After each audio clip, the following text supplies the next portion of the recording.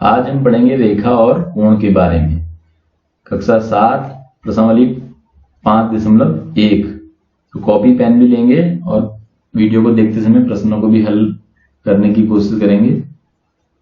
तो देखें, रेखा और कोण को समझने के लिए पहले हम कुछ और चीजें भी समझते हैं। तो हमने कई बार कॉपी में कई लाइन खींची हैं, तो जैसे 3 सेंटीमीटर की, 5 सेंटीमीटर, 7 सेंटीमीटर की। तो एक लाइन ऐसे खींच सकते हैं हम, और उसका एक सिरे पे हम नाम डालते हैं, दूसरे सिरे पे भी नाम डालते हैं। यहाँ पे नाम डाल दिया P और Q। तो ये कहलाता है रेखाखंड। तो एक रेखाखंड क्या है? ऐसी आकृति जिसके 2 अंत बिंदु हैं, या एक ऐसी रेखा जिसका प्रारंभ और अंत हमको पता है, वो कहलाएगा रेखाखंड। अब मैं क्या करूं, ये P को भी इधर से बढ़ाता चले जाऊं, Q को दूसरी तरफ बढ़ाता चला जाऊं, और कहीं पे भी जाके खत्म ना हो।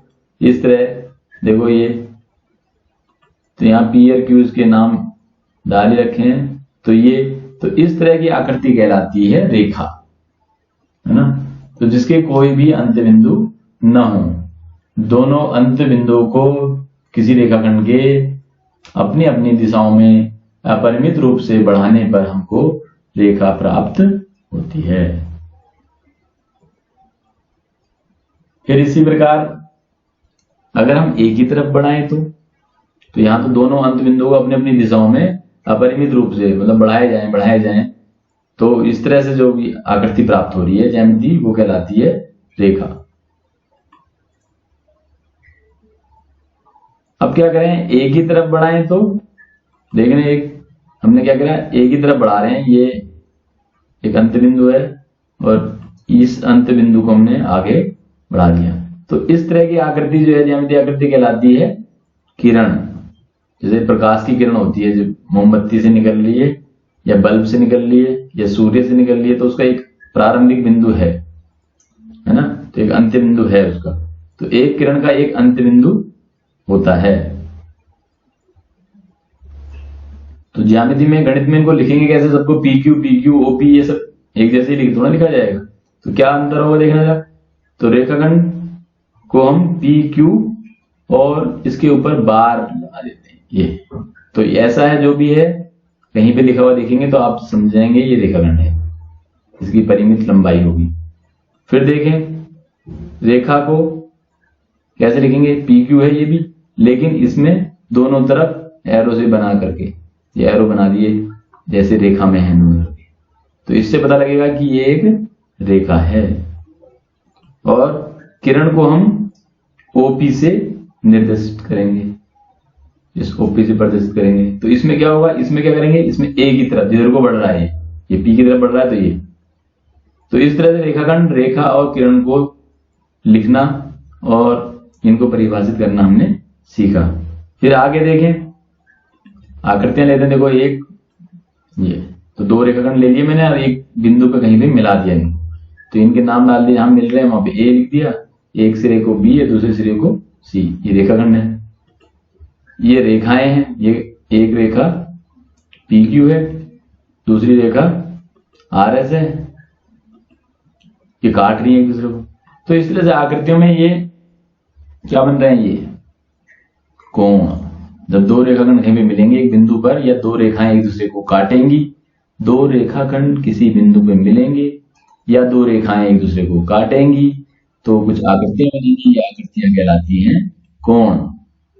तो ये यहां पे देखें, रेखाखंड या रेखाओं के किसी बिंदु पर मिलने से कोण निर्मित होते हैं। या रेखाखंड या रेखाओं के किसी बिंदु पर मिलकर बनी हुई आकृति कोण कहलाती है। इस तरह से तो पहली आकृति में जो ये कोण क्या है, यहाँ पे A, तो इसको कैसे पढ़ा जाता है? यहां से पढ़ते हैं, एक तरफ से BAC, यानी ये कोण जो पढ़ना है इसको बीच में रखेंगे। चाहे तो हम यहां से पढ़ लें CAB पढ़े, या BAC पढ़े। इसी प्रकार यहां पे भी दूसरी आकृति में देखें, पहली आकृति में तो बी ए सी पढ़ दिया हमने, या सी ए बी भी। दूसरी आकृति में देखना है ये वाला कोण पढ़ना है तो पी ओ आर या पी ओ एस या एस ओ क्यू या आर ओ एस। तो इस तरह से यहाँ पे 4 कोण बने हैं। तो दूसरी आकृति में देखो पी ओ आर ये वाला कोण, पी ओ एस ये कोण, एस ओ क्यू ये कोण और आर ओ क्यू ये कोण।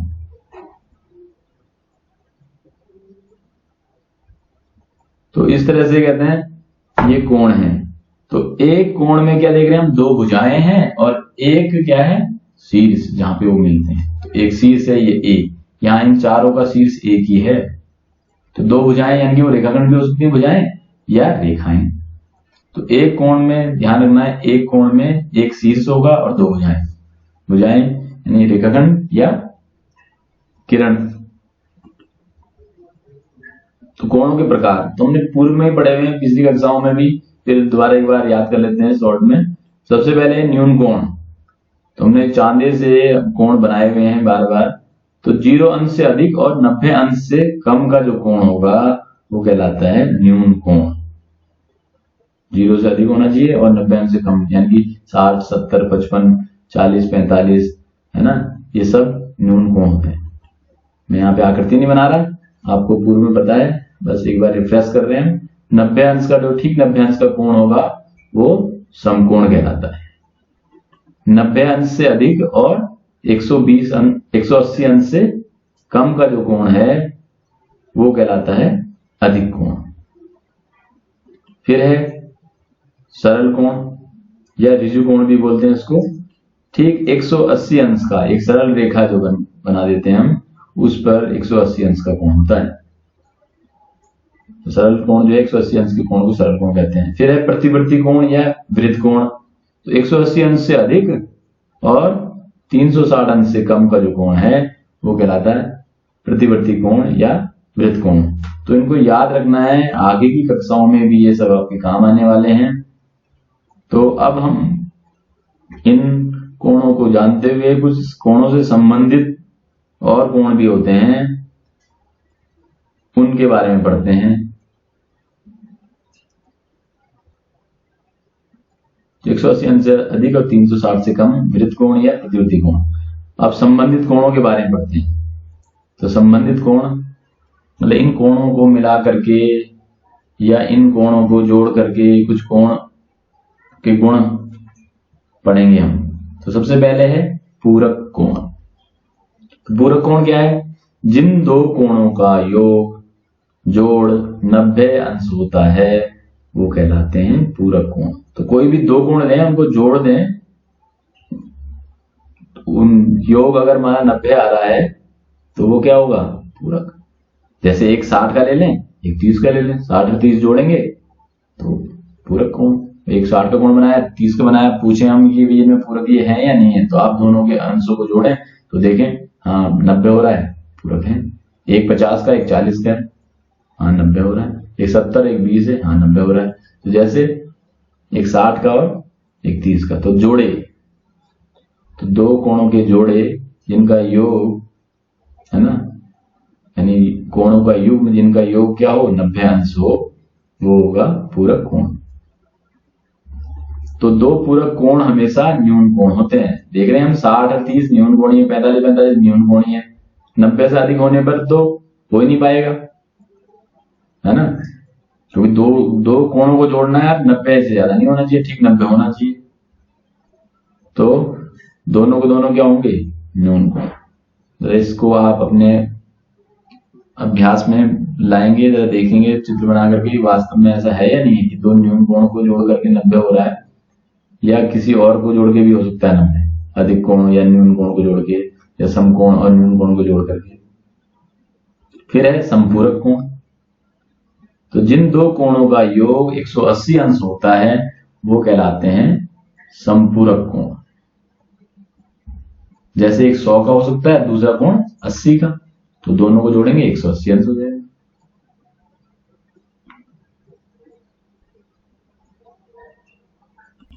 तो जैसे एक 60 का और एक 120 का, दोनों को जोड़े देखें तो 180 अंश। तो ये जोड़े जो हैं क्या कहलाएंगे? संपूरक कोण। ये युग्म कहलाएंगे संपूरक।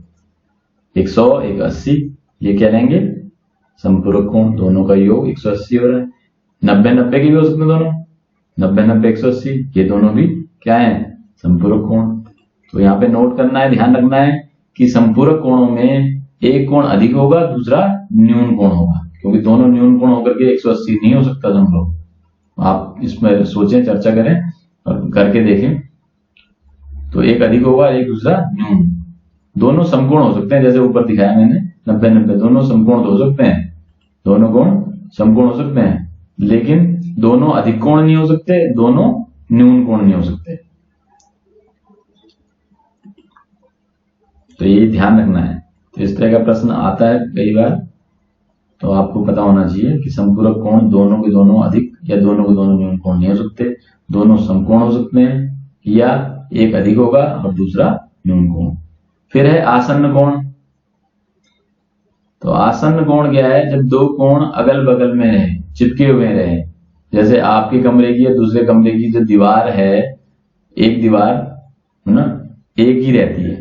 तो ऐसे ही यहाँ पे दो कोण जो हैं उनके शीर्ष और एक भुजा एक साथ चिपकी हुई हो, यानी कि पहले कोण की और दूसरे कोण की एक भुजा तो एक जैसी हो। चित्र बना के देखते हैं, समझते हैं। ये आसन्न कोण कहलाएंगे। दो कोणों में शीर्ष और एक भुजा उभयनिष्ठ हो। तो ये इनके नाम डाल लें। शीर्ष हो गया O, ए बी। तो कोण यहाँ पे क्या है? OAB। इसका शीर्ष क्या है? O।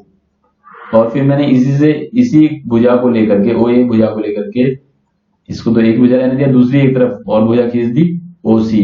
तो ये भी एक कोण बन गया। तो देख रहे हैं यहाँ दो कोण बने हैं और इनमें OA भुजा दोनों में है, उभयनिष्ठ है। तो इस तरह के जो कोण कहलाते हैं वो कहलाते हैं आसन्न कोण। तो यहां लिख देंगे कि कोण COA और कोण AOB क्या है? आसन्न कोण है। इनमें एक ही शीर्ष O है और एक OA भुजा उभयनिष्ठ है।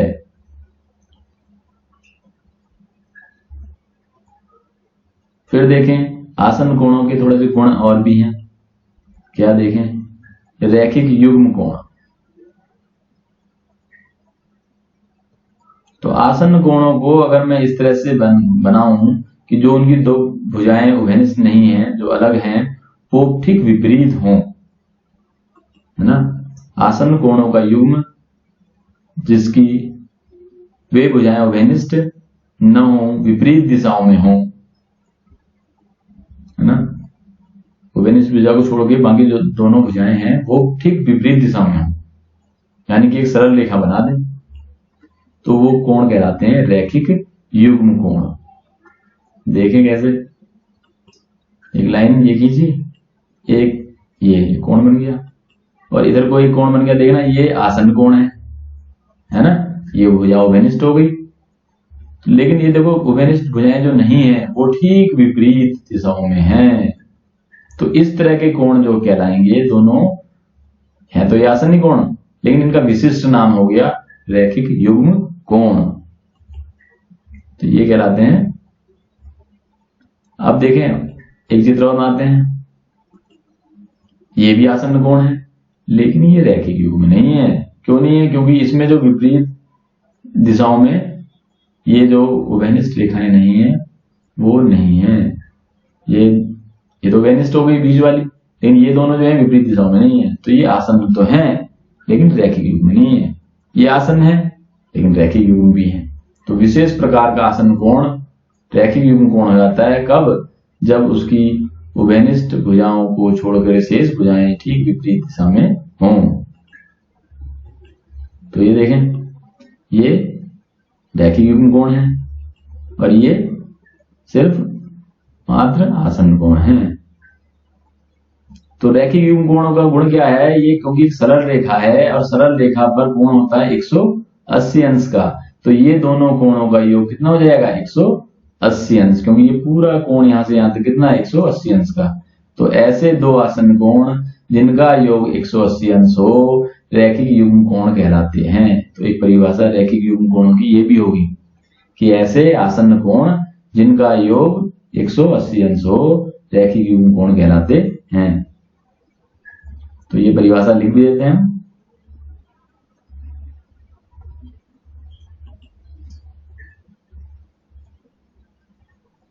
आसन्न कोण जिनका योग 180 अंश होता है या जो आसन्न कोण संपूरक होते हैं। 180 का मतलब संपूरक, यानी दो कोण संपूरक। आसन्न कोण चाहिए हमको जिनका योग 180 अंश हो। संपूरक कोण कौन से होते हैं? जिनका कोण योग 180 अंश होता है। तो आसन्न कोण हो और क्या हो 180 हो, या आसन्न कोण संपूरक हो। संपूरक कोण तो कोई जरूरी नहीं है रैखिक युग्म हो, है ना, क्योंकि हम दो अलग अलग कोण अलग अलग दिशाओं में बना दिया हमने, 120 का बना दिया, कहते हैं 60 का बना दिया, तो तब नहीं होगा, है ना। एक ही लाइन में बने हो, आसन्न हो, तभी होगा। तो आसन्न कोण जिनका योग 180 अंश होगा वो रैखिक युग्म कोण कहलाते हैं। तो आगे देखते हैं जरा। और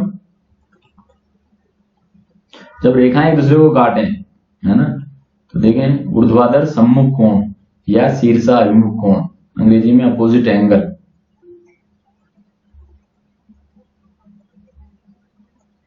तो जब दो रेखाएं एक दूसरे को प्रतिच्छेद करती हैं तो आमने सामने के कोण या आमने सामने बने कोण ऊर्ध्वाधर सम्मुख कोण या शीर्षाभिमुख कोण कहलाते हैं। तो ये परिभाषाएं हैं, ये परिभाषाएं भी आपको याद होनी चाहिए ताकि आप परिभाषाओं को याद रखते हुए कोणों की पहचान कर सकें। तो देखें आप बनाते हैं चित्र बना के समझते हैं जरा। ऊर्ध्वाधर सम्मुख कोणों का गुण है कि वो समान होते हैं। तो पहचाने और फिर देखते हैं कैसे। एक रेखा M, दूसरी रेखा L, और ये एक दूसरे को काट रही हैं, तो इस तरह से कोण बन गए। तो कोण बने, जरा कोणों के नाम डाल देते हैं हम। एक ये कोण 1, ये वाला कोण 2, ये 3, ये 4। तो इस तरह से ये 4 कोण बन गए। तो ऊर्ध्वाधर सम्मुख कोण कौन से हैं? 1 और 3, ठीक आमने सामने। ये 1 और 2 तो कैसे हैं? आसन्न कोण। 1 और 4 कैसे हैं? आसन्न कोण। लेकिन 2 और 4 कैसे हैं? ऊर्ध्वाधर सम्मुख कोण। तो हमको इन कोणों की पहचान होनी चाहिए कि 1 और 3 ऊर्ध्वाधर सम्मुख कोण, 2 और 4 ऊर्ध्वाधर सम्मुख कोण। 1 और 2 कैसे हैं? रैखिक युग्म कोण भी हैं क्योंकि ये सरल रेखा है, और 1 और 2 आसन्न कोण भी हैं, है ना। ऐसे 1 और 4 क्या है? आसन्न कोण है, और L एक सरल रेखा है, तो इन कोणों का योग कितना होगा? 180 अंश। तो ये रैखिक युग्म कोण भी है। ऐसे ही 3 और 4 भी रैखिक युग्म कोण या आसन्न कोण ये कह सकते हैं, क्योंकि एक M एक सरल रेखा है, इस पे बने हुए दोनों कोणों का योग 180 अंश है, तो ये रैखिक युग्म कोण है। ऐसे ही 2 और 3 भी रैखिक युग्म कोण है, तो ये भी समझना है हमको। तो ऊर्ध्वाधर सम्मुख कोण कौन से हैं? 1 और 3 ठीक आमने सामने, और 2 और 4 ठीक आमने सामने। तो ये कहलाते हैं ऊर्ध्वाधर सम्मुख कोण या शीर्षाभिमुख कोण, और ये कोण बराबर होते हैं। तो यहां लिख देते हैं कोण 1 बराबर कोण 3 के। यहाँ पे मैंने नाम नहीं डाले, यहाँ पे OP ऐसे करके आप नाम भी डाल सकते हैं, उस तरह से भी लिख सकते हैं। ज्यादा लंबा हो जाएगा लिखना, इसलिए मैंने यहाँ पे शॉर्ट में इनके नाम 1 2 3 4 ऐसे लिख दिए। तो आप अपने सुविधा के लिए वैसा भी कर सकते हैं सीखने के लिए कि यहाँ पे इस रेखाखंड का नाम, इस रेखा का नाम PQ डालें, यहाँ पे AB डालें, ये कटान बिंदु जो है ना, वो O प्रच्छेद बिंदु O डालें। इस तरह से कोणों को ऐसे भी लिख सकते हैं। तो कोण 1 बराबर कोण 3, कोण 2 बराबर कोण 4। कौन से कोण है? ऊर्ध्वाधर सम्मुख कोण या शीर्षाभिमुख कोण।